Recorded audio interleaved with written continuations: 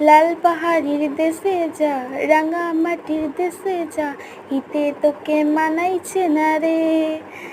সবার আগে আমরা যেটা বুঝি লাল পাহাড়ি মানে বাঁকুড়া।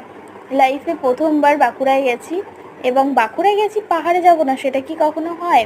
এটা হলো লাল পাহাড়ি, যার জন্য নাম লাল পাহাড়। এটা সেই ছিল লাল পাহাড় দুর্গা মন্দির। এখানে চলে যাই আমি আর আমার যত টিম মেম্বার ছিলাম সবাই মিলে। এটা হলো সেই লাল পাহাড়ির গুহা।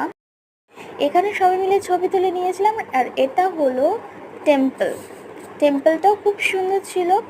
আর এখান থেকে দেখো ঝর্ণা থেকে জল পড়ছে, সেই জায়গাটায় কয়েকটা ছবি তুলে নিয়েছিলাম। প্রত্যেকটা ইউনিক জায়গায় ঘুরেছিলাম।